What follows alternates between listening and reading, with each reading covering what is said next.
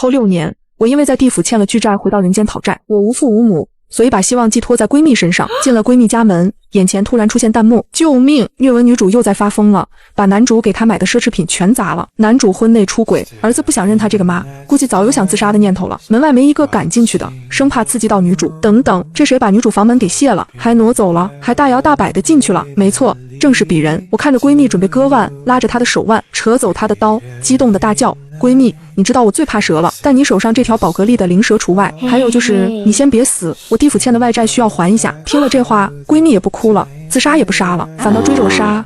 死丫头，死了不见你来看我，欠债倒是第一个想起我了。弹幕猛了，好一个入室抢劫般的友情。我冲进闺蜜沈之遥的奢侈豪华大别墅主卧室，她在割腕，佣人已经准备冲进屋阻止，直到我摁住她的手腕。比起666手势，666闺蜜炫耀自己的宝格丽灵蛇手镯不带我，闺蜜一头雾水。门外的佣人们惊了，弹幕也扣起了满屏的问号。不是姐，你要不要再看看女主到底在干嘛呢？人家割那自杀呢，你欣赏起她的百万手镯了？沈之遥顶着那双肿得跟核桃一样大的眼睛，湿漉漉地盯着我。原本绝望的眼神里多了几分愕然无措。记忆中的她明媚漂亮，扎着卷而长的高马尾，坚韧不挫败，有着对未来的美好期待。她总说：欣欣，以后我和顾彦洲结婚，你一定要来。可现在我看着她毫无血色的脸，绝望暗淡的眼神，乱糟糟的长发，被扯得皱巴巴的睡衣，恍若隔世。沈之遥消瘦的身影几乎只剩骨头架子，好像一碰就会散架。我从来没有见过这么狼狈的她，一阵没来由的刺痛弥漫至心脏。6年。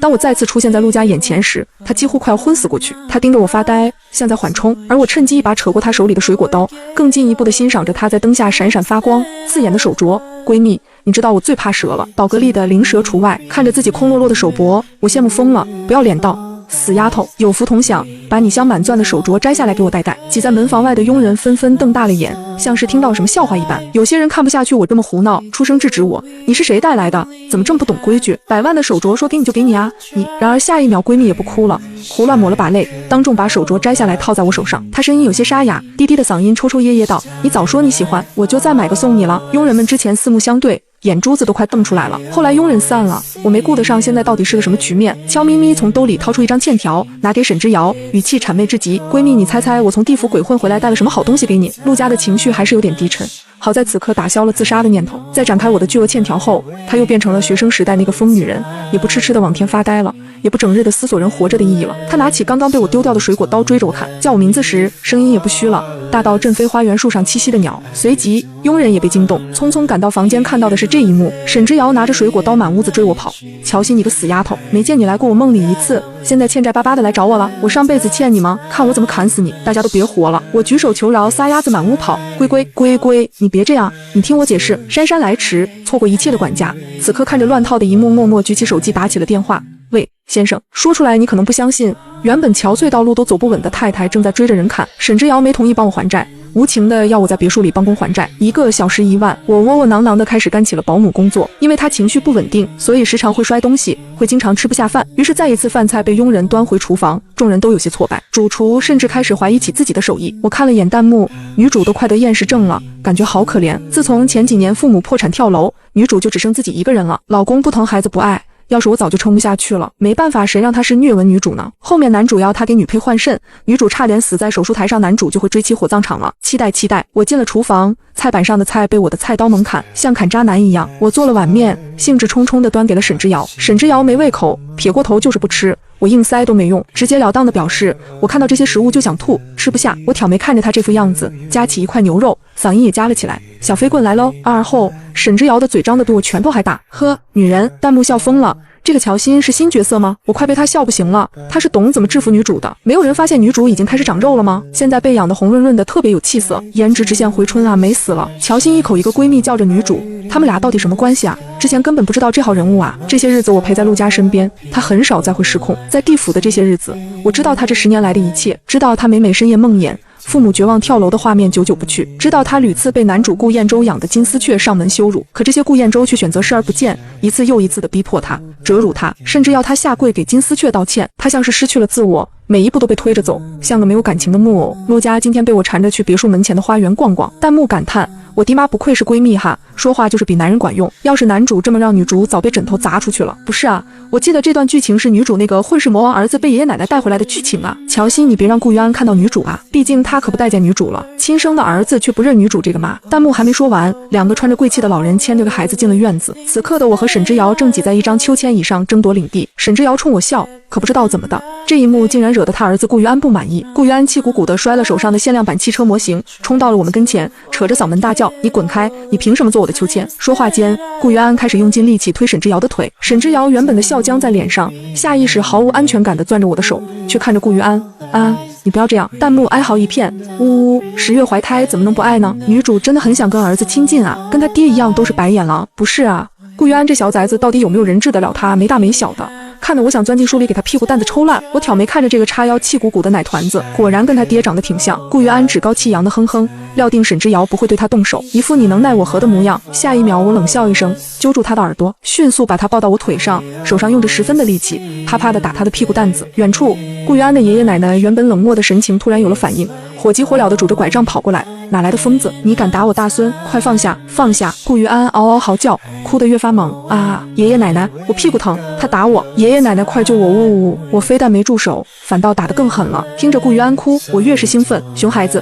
你妈不教训你，干妈我今天好好教训教训你。我打累了。顾玉安的爷爷奶奶一把夺过我怀里的顾玉安，又开始嚎。哎呦喂，你们这些佣人在别墅里聋了吗？保安，保安又在哪里？3个人抱在一起嚎，弹幕炸了。我草我草我草，姐，你是我姐，有事你是真上啊？不对啊，大家。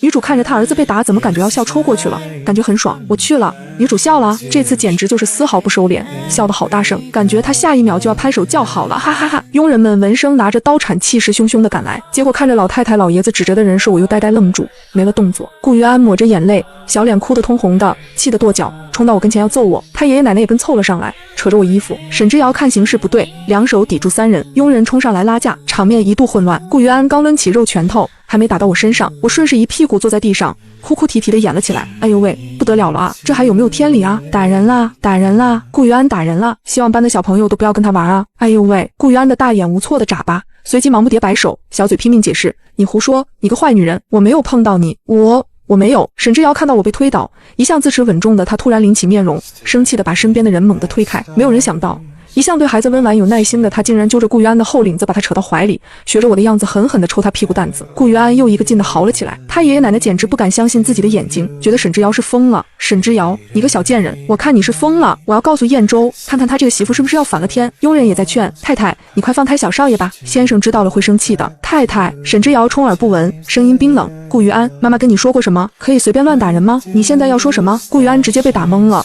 哭哭啼啼的求饶，对不起，对不起，我错了，我错了，别打了！呜呜呜！佣人看见这场面也不拦架了，爷爷奶奶也不好了，在线看沈之遥这个妈训孩子，对不起谁？说话！我凑过来，套在顾玉安耳边说：是干妈。顾玉安猛烈挣扎，看到我贱兮兮的表情，脸憋得通红，鼻涕眼泪甩得到处都是。我不要叫这个坏女人干妈，我不要！呜呜呜！沈之遥再次扬起一巴掌，顾玉安服了，也不哭了，笑嘻嘻，对不起干妈，我错了。我满意的点了点头。弹幕乱作一团，对着我开始放鞭炮。我去，我没看错吧？之前女主管束这个熊孩子，她从来都不听的，一直做伤害女主的事，女主已经对她放弃了。乔欣略施小计，直接让女主重拾就业啊！我从来没有见过女主这么生气啊！就算男主把小三带到她跟前秀恩爱，她都没什么反应。乔欣只是轻轻的被推了一下，太爽了姐，太爽了，跟着你简直就是大女主爽恩是脚啊！我将一辈子追随你欣姐。顾玉安爷爷奶奶看到这一幕，气得快要绝过去，反手拨打了顾燕州的电话，你快回来吧，你媳妇要带着人反了天了。顾燕州带着小情人坐了最早的航班赶回来，整整10个小时，屁股都要坐烂了。赶到家时，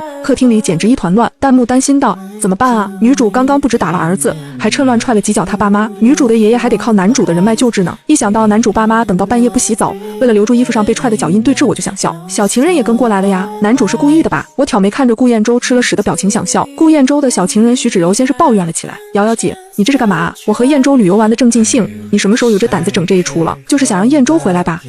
顾燕州被挑唆得更加生气，抬眸看向沈之遥的那一刻却陡然呆住。沈之遥不再受到脱相，看起来一副营养均衡过得很好的模样。他突然想起来，沈之遥从学生时代就是出了名的美女校花，可他又生气了。他不在，沈之遥似乎过得很惬意。沈之遥，你又要整什么幺蛾子？我说过你有什么事？你爷爷也跟着遭罪。冰冷的声线像把刀刺穿沈之遥的心脏，他猛地绷直身子，下意识仓皇辩驳：我没有，我突然横插一脚，谁的嘴？好臭！顾彦周，你着急忙慌的过来没刷牙吗？顾彦周被我一噎，这才发现今天多出个人。他妈指着我道：就是他，带着你媳妇要造反。我笑眯眯的扬起脸看向他，他却在看到我的全貌时身形一降。乔欣，你不是已经死了吗？后半句他没说出口。当初得到我的死讯，沈之遥悲痛欲绝。怀着孕的她固执的要参加我的葬礼，可却被顾彦周的妈妈拦下，说孕妇参加葬礼对肚子里的胎儿不好。她拼命的恳求顾彦周让她见我一面，可顾彦周却觉得沈之遥那段时间和他因为情人的事产生隔阂，要偷偷去医院打胎，说什么也不放沈之遥走。最后沈之遥从5楼的阳台差点掉下去，以死相逼，才换得了顾彦周陪着他见我一面的机会。顾彦周分明在那时候看到了灵堂上我的照片。局面僵持，徐芷柔突然笑着打断：咦，安安今天怎么没叫我妈妈？被点名的顾于安扬起小脸，兴奋地扑到了顾彦周和徐芷柔怀里，刚要开口，发现我和沈之遥正盯着他，尤其是我，还刻意伸手挠了挠脖子。顾于安吓得一哆嗦，闭了嘴，缩在顾彦周怀里，看着我这个碍事的在这儿。顾彦周那表情简直恶心到不行，他忍住怒火，指着门，不管你是人是鬼，现在滚出我家！沈之遥突然从沙发上站起身，走到我跟前护住我，脊背挺得笔直，眼神也变得凌厉。顾彦周，这是我家，该滚的是你。弹幕看到这一幕，发言格外清醒：男主纯纯渣男。这是女主爸妈留给女主的房子，她爸妈总是过来也就算了，什么时候成了她的家？不仅如此，男主还故意带着小三进女主爸妈住过的地方，恶心女主。要不换个男主吧？女主现在都不知道，把他爷爷从鬼门关拉出来的那位医科圣手，根本就不是看在男主的面子上出手帮忙的。男主一直隐瞒，不就是怕女主离开他吗？是啊，乔欣出现后，我现在终于搞清楚为什么了。那位医生不是高中暗恋对象才包揽了一切吗？那暗恋对象不就是和女主关系好的乔欣吗？顾彦周眼眸森然，脸色愈发阴沉。沈之遥，你让我滚！顾于安奶奶一看这架势，立刻上前维护儿子。哎呦喂，你个小贱人，你以为我们愿意住这儿？要不是你非得留在这儿，我们放着其他的别墅不住你这儿？呸！顾于安的爷爷也厉声斥责。沈之遥，当初你家破产，我们极力劝阻阿周和你离婚，阿周都没有同意。做人得懂知恩图报吧。除了我们家，还有哪家会要你这个神经病儿媳妇？我终于知道沈之遥到底是怎么疯的了。事实上，沈之遥也真的再次被逼疯了。他抡起桌上的烟灰缸，狠狠地砸向那对老夫妻，眼里满是恨意。烟灰缸砸偏了，沉闷的一声响掉在地上，所幸质量好，居然没事。可两人因为年纪大，却被吓了一大跳。顾彦周上前死死攥住沈之遥的手腕，力气大到要徒手将他的骨头捏断。我说过，再发疯我会把你送进精神病院。顾于安一听，小脸骤然变得煞白。不要不要，爸爸不要！徐芷柔却愣住了，她没想到顾于安会在关键时刻向着他妈，刚要开口，安，你不是说我才是，却被一声清脆的巴掌声打断，空气陡然安静。徐芷柔看着眼前的这一幕，吓得尖叫一声，我的耳膜被震得嗡嗡响。顾彦周的半边脸肉眼可见的肿了起来，可见沈之遥这一巴掌真是用尽了一身的力气。顾彦周刚要发作，我一把扯开两人，对着顾彦周直截了当，你受不了他，那离婚吧。一行字却让所有人警铃大作，尤其是顾彦周直接暴怒，你他妈疯了吗？乔欣，你问问沈之遥，他可能和我离婚吗？连沈之遥都愣住了，因为他知道顾彦周的底线在哪，如果离了婚，那他也一定会被放弃。我给了他一个眼神，沈之遥情绪并不是很稳定，可还是在第一时间选择相信我。顾彦周，我没有一刻是不想跟你离婚的，所以离婚吧。顾彦周瞳孔猛震，不可置信地看着沈之遥，一脸决绝。你说什么？弹幕爽了，我草了，我心姐稳定发挥啊，爽死了！女主终于清醒了啊！如果没有恨，那别墅到民政局的距离也太远了。女主开团秒跟啊，肯定特别相信咱心姐，呜呜呜，好感人的友情，激动到我把我闺蜜摁墙上一顿强吻。沈之遥打电话让保安把顾彦周一家人给插了出去。别墅安静了，佣人们也佯装无事发生的回到自己的岗位。我看着沈之遥一声不吭地上了2楼，回到房间，羸弱纤细的背影让弹幕心疼坏了。一切都要女主自己消化啊！呜呜呜！女主现在肯定想一个人独处，女主肯定很累。刚刚的场面，所有人都在针对她，她却只有一个人。这么多年，她都是一个人过来的，反反复复经历。佣人们都很有眼力的不去打扰，真好。等等，乔欣怎么又上楼了？又把女主门撬开了，又大摇大摆的进去了。我看着窝在床上抹着泪的沈之遥，废话多了起来，但却半句不沾，陷在氛围的边，掀开她的被子，满脸无辜。闺蜜，你哭了啊？闺蜜，你衣柜里的衣服我可以穿吗？沈之遥哭得正伤心，听到我的话还抽空回复我，你挑吧，基本上都没穿过，都是限量款。而后他又一个人沉浸在自己的世界里，悲伤了起来。我哦了一声，认真的挑选起了衣服，嘴里仍旧不停。你记得高中那会儿有跟我走得很近的男生吗？有人暗恋我，他上一秒还在嚎，下一秒双眼瞪得圆溜。谁啊？我怎么不知道？然后接着哭。我拿起衣服开始在镜子前比对，试了几件。都不对位。我和沈之遥两个奇葩，一个在津津有味的试衣服，一个哭得昏天黑地。这一幕让路过门口的佣人看傻了眼。沈之遥这个时期很敏感，控制不住自己，一旦刺激到他真的会做出极端的事。所以佣人们正打算劝我这个时候要好好安慰沈之遥，没想到我却处了处沈之遥。哎，你看看你这衣服跟我搭吗？我总觉得少了点什么，看着怪怪的。沈之遥1秒变脸，从床上单坐起来，随即把我从头到脚的看了一遍，认真点评。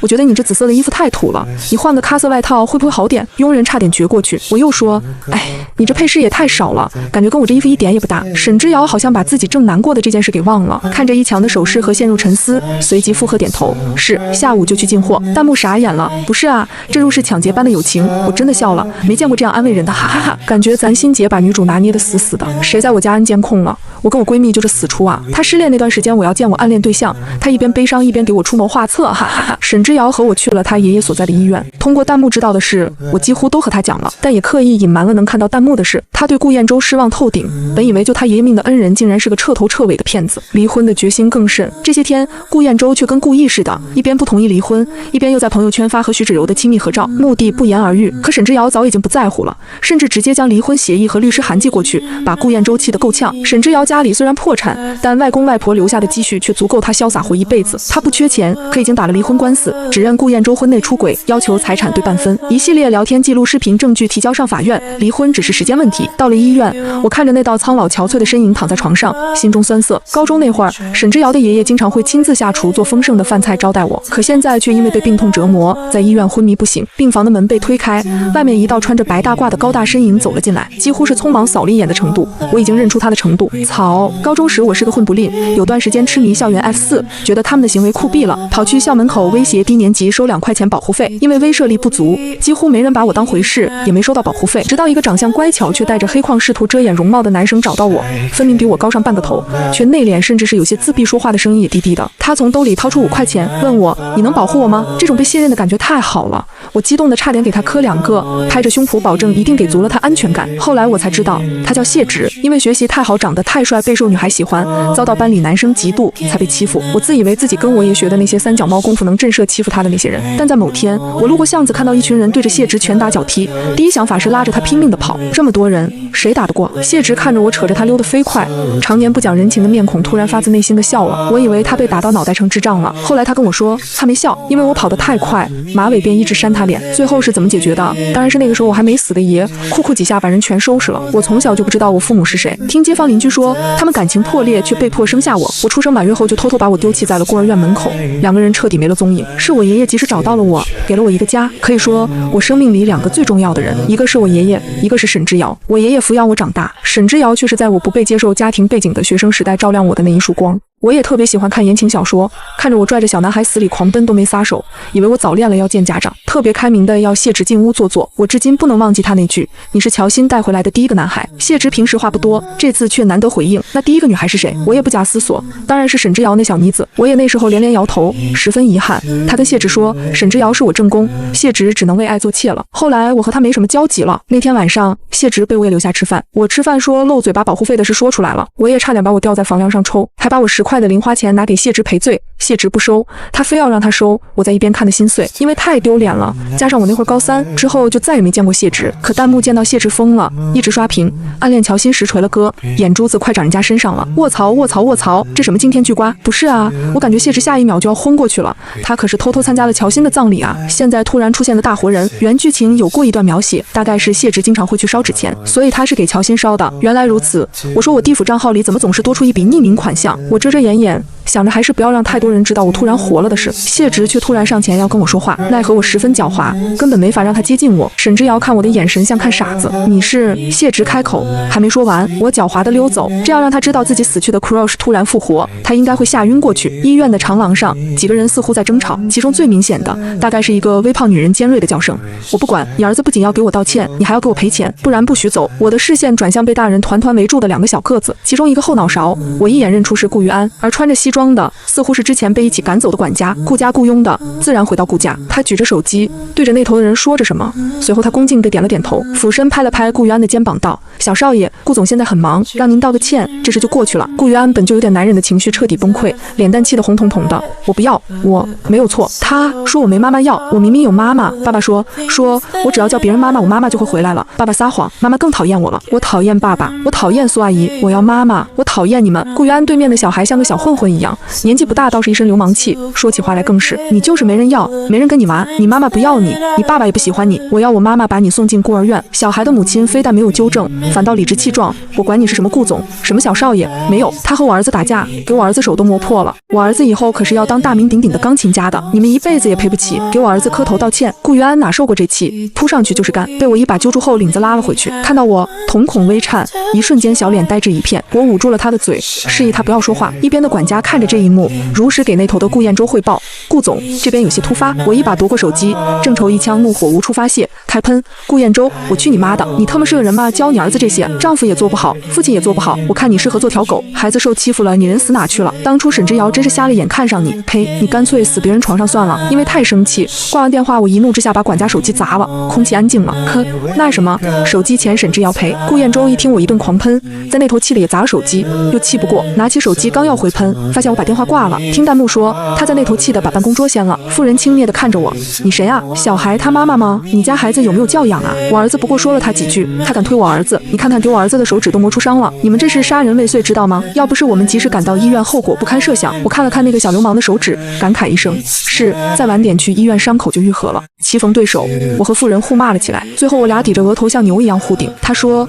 给我儿子道歉，我说给我干儿子道歉，他说就不道歉，气死你！我也学着他贱嗖嗖的模样，甚至更加出神入化，哎就不道歉，气死你，气死你！你儿子也打我干儿子了，我干儿子以后可是大总裁，你赔得起吗？弹幕原本剑拔弩张的氛围，在我的一顿操作下沉寂了。妹子你切记，在比剑这方面，我欣姐没输过。妇人被我气到了，猛地把我推开，想要揪着顾于安去警察局。下一秒，一只手牢牢地攥住了他。沈之遥很严肃，你要对我儿子怎样？报警是吗？他举起手机，这是我刚刚调的录像，是你儿子先言语辱骂再动的手。如果去了警察局，什么结果你知道的。我事先给沈之遥发了消息，让他去调监控。他的动作还挺快，可我没想到，原本一脸倔强，怎么都不服的顾于安哇的一声哭了起来，委屈的哽咽着，抱着沈之遥磕磕绊绊的道歉：“对不起妈妈，我爱妈妈，我最喜欢妈妈了，我以后不撒谎了，呜呜呜，对不起，真的对不起。”沈之遥看着这一幕有点想哭，却忍住了情绪，看向有点心虚的妇人：“怎么还要钱吗？还要道歉吗？该道歉的是你儿子。”他儿子知道自己不占理也哭了起来。我附和：“是啊，不道歉的话就要把小朋友送到警察叔叔那里了。”那小孩吓得猛猛道歉：“对不起，对不起，对不起，我再也不说了。”沈之遥顺着顾于安的背，所幸都是小伤，对方出了医药费和精神损失费，这件事也就这么结束了。久，顾于安不哭了，小手抹着泪珠又跟我道歉：“对不起干妈，我错了，我以为你要抢我妈妈。”我揪着她的脸蛋，干妈一向大度。一旁的管家：“打扰一下太太。”他举起摔得粉碎的手机：“您的朋友刚刚把我手机摔了，他说要你报销。”沈之遥的眼神像是下一秒就要掐死我。离开医院时，门口一辆黑色保时捷停了下来，顾彦洲从车上下来，谢直叫着我的名字，我装作没听到，继续往前走，他却突然攥住我：“乔欣，我知道是你，除了你，我没见过能跑得这么快的。”暴露了。顾彦洲突然又走到沈之遥跟前，模样有些憔悴：“沈之遥，我不想离婚，如果我说我知道错了，你会原谅我吗？”沈之遥毫不留情地擦肩离开。顾彦洲自觉没了面子，开始拿顾于安撒气，扯着顾于安不回家，又在外面给我惹什么事？你到底有什么用？沈之遥上前狠狠推开他，警告道：“顾彦洲，他是我儿子，以后跟我一起，赶紧滚，知道吗？”谢直见状立刻补刀：“顾先生又见面了，我上次要你跟陆小姐说的，他爷爷恢复得很好，很快就能转院的事，你说了吗？”沈之遥一愣：“转院？”谢直笑道：“是的，爷爷恢复得很好，可以转到 B 市治疗一段时间，说不定能醒来。”顾彦洲什么都没说，故意瞒着一切，为了不让沈之遥离开。沈之遥的声音更冷了：“顾彦洲，你真够恶心的。”我跟着沈之遥离开，谢直直到现在都没有和我说上一句话。我知道谢直对我们的帮助很大，沈之遥说他会开出巨额价格来感谢他。这些天他的精神状态好了太多，整个人像是从前一般明媚自由。顾彦洲每天给他发的求和消息他视而不见。法院宣判我们胜诉，他的一半财产转到了沈之遥的名下。不仅如此，沈之遥还把他们公司贪民众的钱、非法移资、背地里做着黑色交易的事一一爆出。顾彦洲这辈子算是完了，公司被收，民众联合跑到楼底下他家去闹，他爸妈被人打得半死进了医院，就连徐芷柔都被扒出之前校园霸凌做过别人的三。他本来靠着顾彦洲要进军娱乐圈，现在出个门像只过街老鼠。顾彦洲的护照本被封，四处躲藏，被抓心惊胆战的这些日子里，他还有心情喝酒。醉酒后，他找上了门，看着沈之遥和自己的儿子离了他过得这么好，心中不甘又妒忌。他恳求：“院，之前是我的错，可不可以帮我？我已经把徐芷柔踢了，她在我眼里什么也不是，我只是不甘心你不再爱我，一心要逃离我，我才这么做，想要气你。”沈之遥给他一巴掌，冷笑：“贱不贱啊，顾彦洲，你看看你这副样子。”子，你觉得我还会看得上你吗？你之前让徐芷柔羞辱我的时候，又想过今天吗？一切都是你应得的，进监狱吧。顾彦舟哭得撕心裂肺，我到底做错了什么？我只是爱你，我爱你啊！高中的我们明明那么好，怎么会变成这样？为什么会变成这样啊？可不可以再给我一次机会？苑苑，我求你了，我求你了。顾彦舟大概是有些被逼疯了，父母因为他被牵扯，第一时间不是如何帮他，反倒是卷走了大笔家产跑到了国外。他每日躲在阴暗的角落，担惊受怕的怕别人找到。之前牵扯过那些黑帮的人更是将他折磨得不像样。他好不容易逃了出来，却眼睁睁地看着自己心爱的人打电话把他送进监狱。所以顾彦舟真的疯了，他冲向别墅最近的车道。闭眼，顾彦舟被一辆疾驰的车撞飞了，一条生命瞬间消逝。而开车的正是徐芷柔，徐芷柔也疯了，因为精神病，她被送到了精神病院，没有受到法律惩罚。不过这也算是对她的折磨。听弹幕说，她延续了原剧情得了病，要移植肾脏却没钱，也没有匹配的肾源，只能眼巴巴等死。大概这就是她的报应。沈之遥过得越来越好，他说别墅太大，